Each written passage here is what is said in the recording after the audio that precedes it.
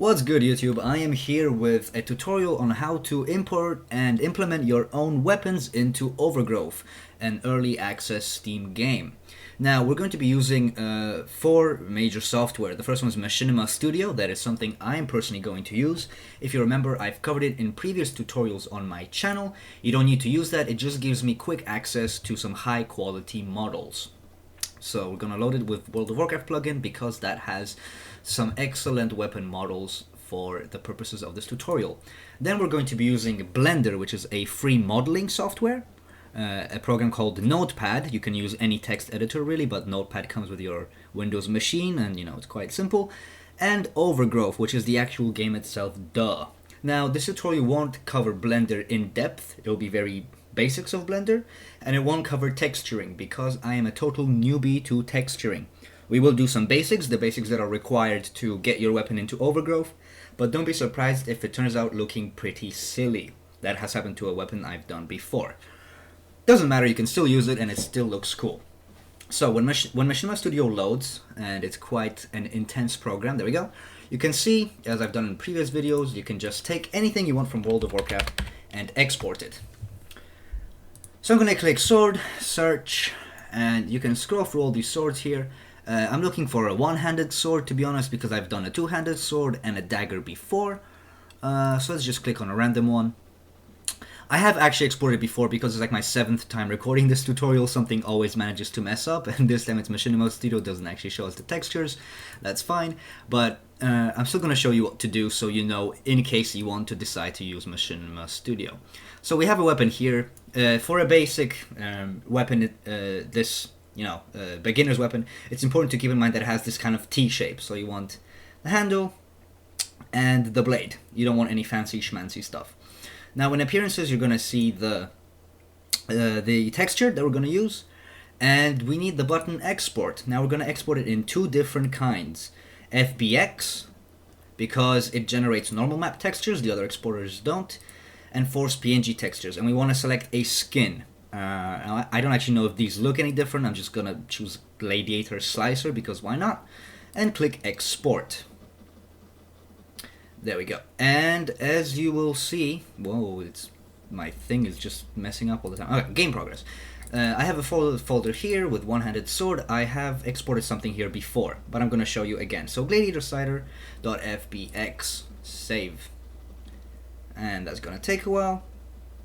It's probably really slow because I'm running fraps at the same time, and like I said, Machinima Studio can kick your CPU quite badly. There we go, exported. And then we want to do the same thing again, export it as an OBJ file, because that is the actual model that we're going to use within Blender. Export, same place, doesn't really matter where you export it as long as it's easy for you to reach. Click save, export it, perfect. Show my desktop. Let's see, there's the folder, there's Blender, one-handed sword, and now you see here the other sword I was practicing with earlier, back when my recording was working, and here we have the Gladiator Slicer. Now, we don't need the FBX file, so we can get rid of that. What we do need is a normal map and a texture map. And obviously we need the OBJ file, which is this file right here. So I'm going to continue with the sword I was using before, because, it's easier. But this is all you need. You need the MTL, the OBJ, the PNG of the normal texture, and let's change that to PNG so you guys know what to do. You just right-click it, change name, and instead of JPEG, we want it to be a PNG. Yes, that's all good. So those are the files you need. We don't really need the MTL, it's just there because it's there, because it likes to. So now that we have that, we can quit Machinima Studio. We won't be needing it anymore. Goodbye. And open up Blender. Now, as I said before, this is not a Blender tutorial, because Blender is an extremely complex program. But I will show you the basics, and I will also enable you to see my keystrokes. So you see what I'm pressing, and you know more or less what to do. Well, I launched it twice accidentally. Go away. It's probably also really slow because of fraps. So when you come to the screen, we can just press A twice to select everything, delete, and OK. Now I'm going to enable the keystrokes so you see what I'm doing, and some user preferences, add-ons. This is much slower with fraps on. Add-ons, 3D view, screencast keys, tick. Close that, screencast key, start display. So now you see whatever I press right here. Alright, with that in mind, File, Import, come back. File, Import, wavefront.obj. Now, this is kind of annoying to navigate, but game progress is right there, Blender's right there. You basically want to navigate to the sword. And then this is the one I want to use. This is the one we just exported now. This is the one I exported previously. We want the OBJ file. So double click that. There we go. So use the wheel mouse to zoom, obviously. Click on it to drag it around. Shift click with middle mouse to move it around like this. Now the first thing we want to do is rotate it. So press R, and I think it's Z. No, it's X. No, it's Y. It's really weird because the directions in Blender are different than, for example, Unity. So it's kind of hard to get used to it. And then press R and X to rotate it upwards. We want it to be more or less at an angle. It doesn't really have to be perfectly straight. You can press 7 on the numpad to view it from a top view. So that seems fine to me. And press 1 to view it from a side view. That's fine. Looks good. So now what we want to do is deselect it by pressing A, and then select it by right-clicking on it, and pressing Tab will enter us into edit mode. Now the two different modes that Blender uses are, well, we're going to use is edit mode and object mode. We'll only use object mode for selecting things really, and edit mode we'll use in a little bit. Now I'm also going to open up the UV editing by clicking up here and clicking UV editing, and this will open up the UV maps, which have to do with the textures. So with the object selected in object mode, press Tab to enter edit mode, and you'll see the texture right here. Well, you won't see the texture, you'll see the texture after I click image and open image. And we're going to navigate to the export folder again, one-handed sword, and we want the solid skin, not the normal. So load the solid skin, and as you can see, this is the texture. Looks perfect and awesome. So we can move that to the side now that we know that that works, and focus on this. What we've done here is basically all we'll need to do. We might have to go back and forth between Blender and Overgrowth because I don't exactly know the most efficient way to do this. There isn't a tutorial out for weapon implementation into the Phoenix engine quite yet, so it might take a bit of time, and it's not perfect, but it works. So what we want to do now is when we're in object mode, we want to create a new mesh that is a cube. So you go to add mesh cube, and then you get a cube. We want to position it more or less on the sword. So just use the handles to move it around, and then press the S key and move your mouse into the center to scale it down. And what we want to do is, pressing numpad 7, align it with the sword so that we're able to create the quote-unquote hull. That is what they're called for the Phoenix engine. And it's the collision file. Actually, to make it a bit more easier to see, we might as well rotate the sword all the way to be more or less 90 degrees. We might have to edit that again later, like I said, but it'll be easier for you to create the mesh. So right click on the cube again to select it. We can scale it down a tiny bit more. Okay. And now when we press S, we can press on the different axes to extend it in that direction. So press S and Z will extend it upwards.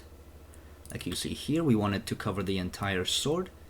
So that seems fine to me. Yep, that's good. Now S and X will do it this way. Actually, there's a tiny bit that's sticking up. And S and Y will do it this way. If you want to see what it looks like without that annoying cube shape, then you can click here on the little sphere and wireframe. And now you have a nice clean view of how it is, and it's easier to move it around and adjust it perfectly. Seems a bit too fat, so let's scale it. No, not this direction. Like I said, it's really annoying. Oh, it's the Y. I don't get why Y is from the side. It should be to the top, but there you go. Oh, it even shows you here. Oh, I didn't even know about that. That's kind of useful. So there you see, Z, Y, X. Alright, so that looks pretty good to me. Now, one last thing we're going to do before we start exporting and implementing it into the Phoenix engine is create a triangle, because that is how the Phoenix engine interprets gravity and physics. So what we want to do is add a mesh and a plane. A flat plane, that's what we want. Press S again to scale it. You can scale the whole thing, you don't need to play with different axes. Press 7 to get it more or less into appropriate view. And what we want to do with this is move it more or less into the point where the main gravity of the object would be. So that's a little bit above the hilt, I'm guessing around here. We want to rotate it along the Y. No, not the Y. The X. Yeah. We want to rotate it around the X so it stands up like this. Move it. Scale it down a little bit more. It's too big. It doesn't need to be big. It doesn't need to be small. You can do it whatever you want with it, really. Move it up. And then... Nope, that's sticking out a bit. Make sure that's in the middle. Alrighty. And then we enter edit mode. And make sure you have this button selected. Select vertices. You right click on one of them. Hold down shift and right click on another one. Alt M at center. And that creates the triangle I was talking about. Now tab to exit object mode. Hold down shift and select the outside. And Control J will combine them into one object. So now if you move it, you see the triangle moves with it. You can Control Z that. Alright, cool. So there we have it. Very basic. We have a collision mesh, which we could technically, you know, make thinner here and thinner here, but for the purposes of this tutorial, it's fine. You can use scaling and selecting vertices like I just showed you, like this, to scale it up and down as you see fit. So in object mode, we select the sword for a start. And before I show you what we do next, first of all, I'm going to save it. And I'm going to save it as Toot Sword in a Blender folder I've created. So save Blender file. Cool. What I'm going to show you now is how Overgrowth actually interprets files. So my Overgrowth is located within my Steam apps because I bought it on Steam. But if you buy your Overgrowth somewhere else, you want to navigate to the folder that contains your Overgrowth stuff in it. So that's common for me. And then scroll all the way down to Overgrowth and your data. So this is all the stuff that Overgrowth interprets into the game, right? What we're going to focus on is the custom folder. So open Overgrowth data custom, and you want to add your own folder, whatever it is. I've obviously added Turkey Dipkin because, you know, that's my channel. Open that, and you want to make 4 different folders. You want to make a folder called items, a folder called models, a folder called objects, and a folder called textures. Within all of these, you need to have a folder called weapons.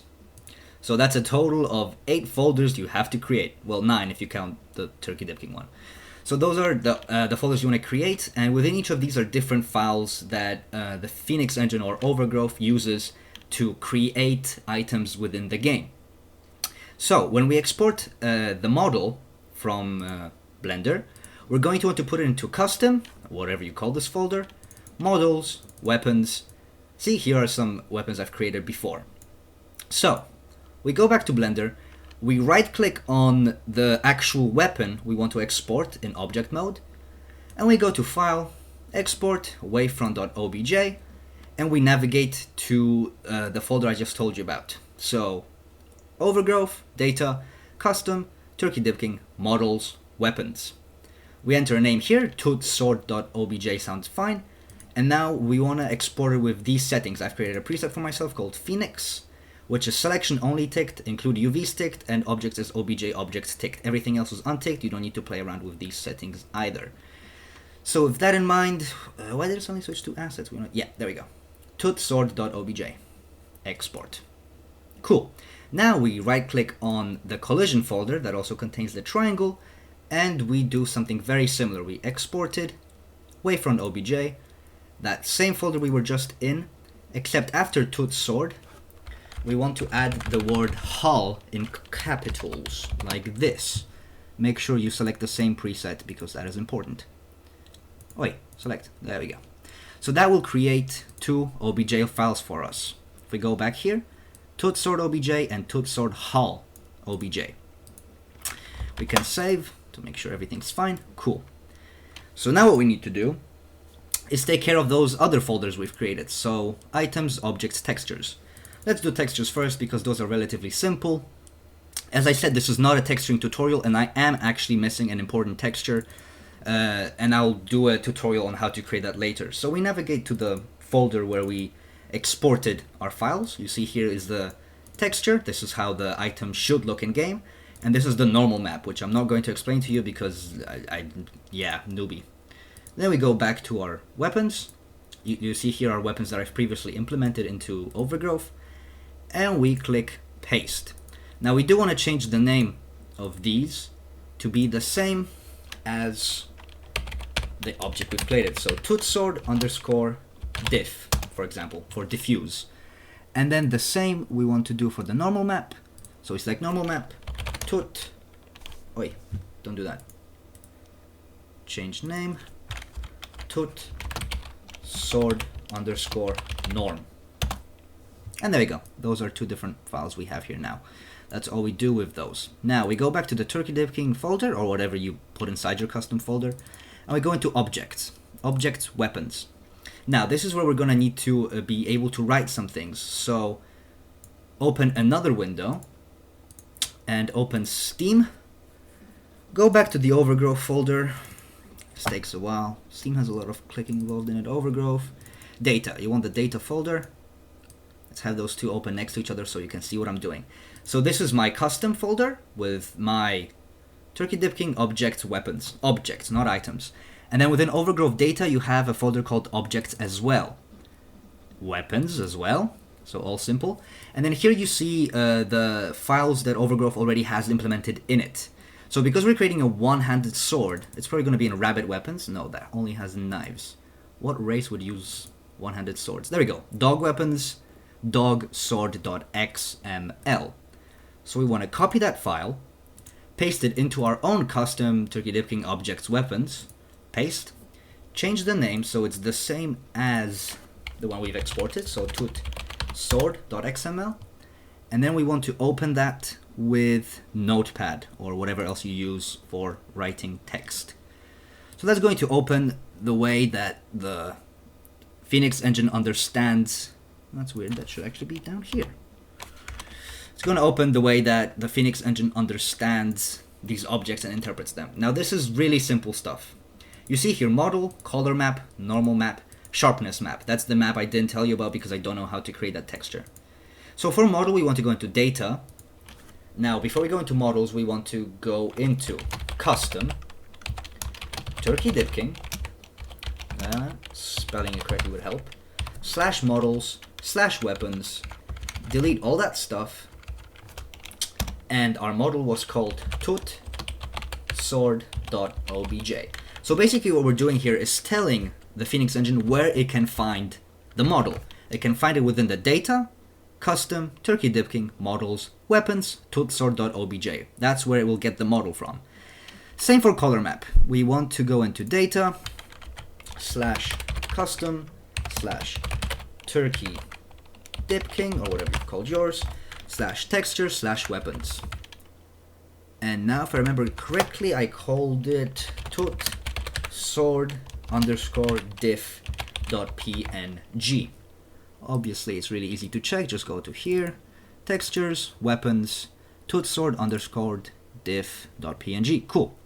And then two more left, custom once again, Turkey Dip King once again, texture stays the same.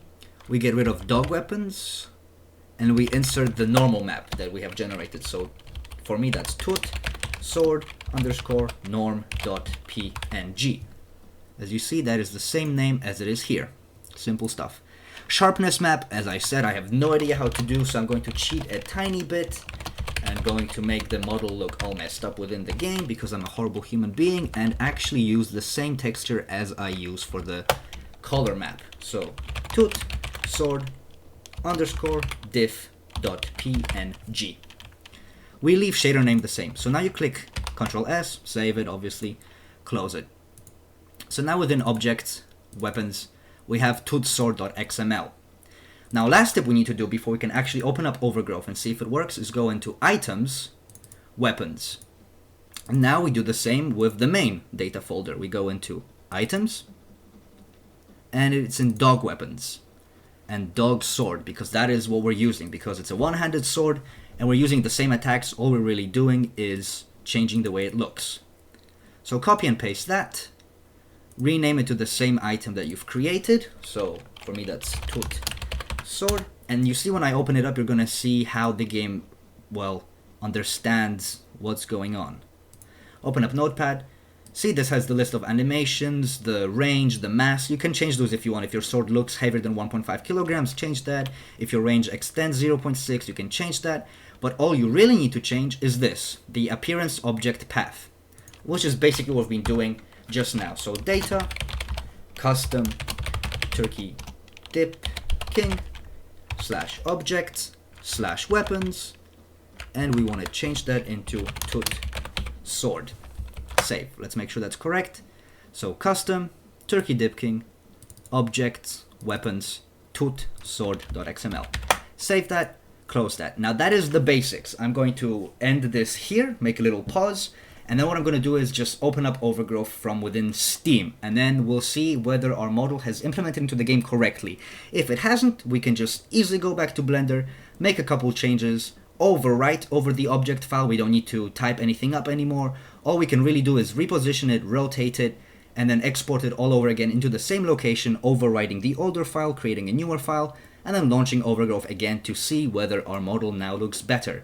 So I'm gonna stop this. You're not even gonna notice, but you know, I'm telling you anyway, because that's the kind of person I am. So as you can see, I've launched Overgrowth. It's an Alpha 2.04. This is a video that's done on the 5th of January 2014. The most recent alpha is from the 6th of December 2013. Now I'm gonna go to a level that loads fairly quickly, which is Red Desert. Click on load, the little wolf will show up. As I said, this game is still in alpha, it's early access, but if you're watching this video, you probably know that, so there's no point in me saying it. It takes a while to load anyway, and it might take even more with fraps running in the background. So while it does that, you can ponder upon your life and what models and weapons you want to do next, I guess. I don't know, it's your choice. Live your life. I hope it doesn't take this long every time we need to make a change, because that would be quite annoying. Also, the way the wolf logo bounces up and down and moves is like mesmerizing and hypnotic. Maybe that's just me. So let's just hope everything worked as it should, that we don't need to remove it around too much, we don't need to rescale it too much. The textures are probably going to be messed up, like I said, because that is not an area I know much about. This really is taking quite a while. I hope it doesn't crash. Imagine it crash now, that would suck. Come on, Overgrowth, I believe in you. You were loading this like in 10 seconds when I was doing my own stuff before. I was eating chocolate raisins in the break. They're so good. They're so tasty. Oh, there we go. Looks like it's doing something. Yeah, there we go. Welcome to Overgrowth. Okay, so now we press 9 to enter editor mode. Let's move out a bit. Click load item. Now your item isn't going to show up in the official item browser, but you have a handy dandy little folder icon, so you click that. You navigate to your Overgrowth, data, custom, turkey dip king, items, weapons, and there you have the tut sword. Double click that, and now click anywhere in the world, and that should spawn an item. That looks good. Let's play as a rabbit. I told you, textures are all messed up. Press and hold Q to pick it up. Oh, he's actually holding it in the correct place. Wow, this works surprisingly better than I thought. It's just huge, but scaling it down is very simple compared to having to remodel everything. So as you can see, you can use it to chop down your enemies. There would normally be blood splatter, but as I said, the textures are not working properly. There's another guy. Let's take him out. Cool. There we go. Can we throw it as well? Yeah, again. It's not very effective if you throw a giant sword at an enemy, but you get the idea. So that's that, really. Everything works fine. Everything's fine and dandy. That's how you import a basic object file into Overgrowth. So to retrace the steps, you have an object, you have a color texture, you have a normal texture, you should have a shading texture, whatever it's called, that I don't know because I'm a total newbie. You play around with the object in Blender, because Blender is the program that Overgrowth uses. I can't even get up because he just kills me or something. You position the object correctly within Blender. You create the collision mesh, which is called the hull, and a little triangle in the center so that the object has actual gravity. Actually, what we might do is spawn another two swords. And they're gonna kill me anyway. It doesn't really matter. That's fine. Go back to the game. Then you create the collision, you create the triangle for the physics. You make sure to export those two as two separate files into your custom, whatever the hell you want to call it,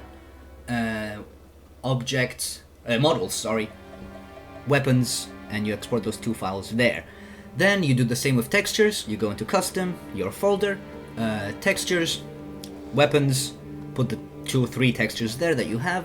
Then you copy files from Overgrowth's original data folder into your own custom folder, and you edit the path. That's all you do. You don't code anything, you just edit the path, you point Overgrowth in the correct direction where to go. And then you do the same for the item, and you select a weapon that you want to use as a basis. Now if you don't know the items Overgrowth has, I'm going to pause the game, load item. It has a bunch of stuff you can use as reference. So when I scroll down, here you have a dog broadsword, a dog sword, which is I believe what we're using right now to base this sword on, a knife, a hammer, a spear, a glaive, a macahulti question mark, a macahulti glass question mark, a rabbit catcher, a bastard sword, a cat rapier, and a cat gauche. I hope that's how I pronounce that. So you can use weapons that look similarly to those. And then you just edit the path once again. You can edit the weight and the range of the object. And then you open up Overgrowth, you click load item, you click on the little folder icon that pops up, and let's load another tooth sword. You click anywhere on the ground, and then spawns it. There it is. That's what it looks like. As I said, the textures are totally messed up, but there's not much I can do about that. And if you unfreeze the game now, it works. You can pick it up and use it to cut up your enemies. So yeah, I hope this tutorial has proved useful for you. And leave a comment if you have any questions. And I will see you next time.